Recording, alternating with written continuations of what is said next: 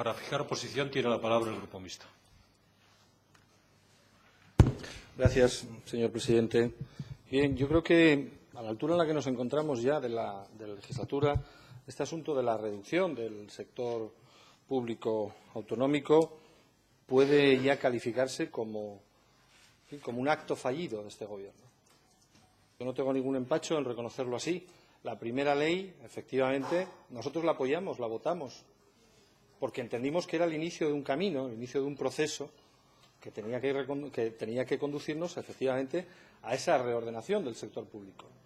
Bueno, hoy se ha hablado aquí de todas las entidades que incluía aquella ley y, efectivamente, yo creo que el efecto, o quiero decir, los resultados conseguidos son escasos, muy magros. De hecho, dos entidades que eran las que, de alguna manera, tenían que pasar al sector privado o tenían que cambiarse la fórmula de gestión, que eran SEDES y OASA, siguen empantanadas en una situación de incertidumbre. Hace poco tratábamos aquí el asunto de SEDES, en comisión se trató el asunto de OASA y, desgraciadamente, creo que siguen en plena incertidumbre sin que sepamos todavía ni qué responsabilidades va a asumir el Principado en esas dos entidades, ni en fin, cuál es el plan B, si es que existe, respecto a alguna de ellas.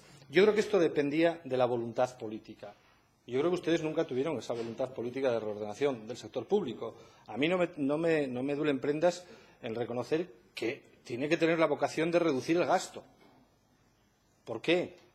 Porque si no reducimos el gasto, sabemos que lo que vamos a poner en peligro en muchos casos son servicios públicos esenciales.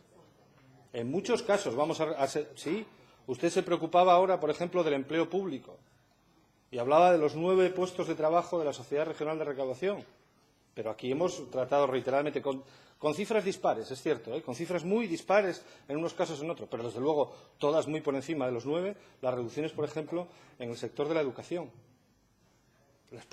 Los puestos de trabajo de maestros y de profesores que se han reducido y que se han perdido y que yo no les he oído a ustedes, en fin, abrirse las carnes de esta manera por los profesores interinos que se han dejado de contratar o, por ejemplo, en la sanidad, donde también se ha perdido empleo.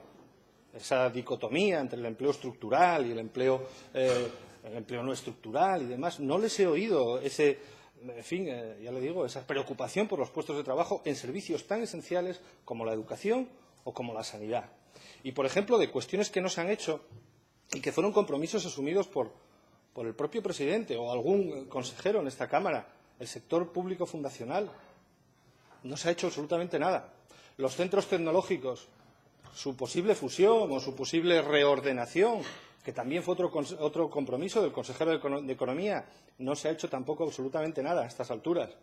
Y le voy a decir otra cuestión, que sí tiene usted una resolución, una orientación, es cierto, pero una resolución de esta Cámara que le habla también que habla de la reordenación del sector público, que es la supresión de Gispasa. Y yo no sé si usted ha hecho algo o tienen idea de hacer algo en relación con eso y no respetar, sino acomodarse a las orientaciones de la mayoría de los grupos de esta Cámara. Seguramente que no.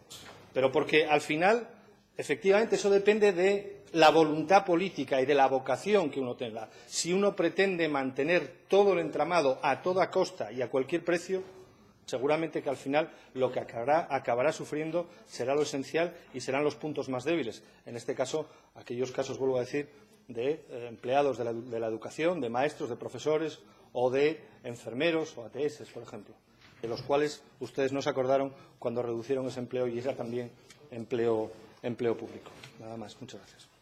Gracias, señor Prendes.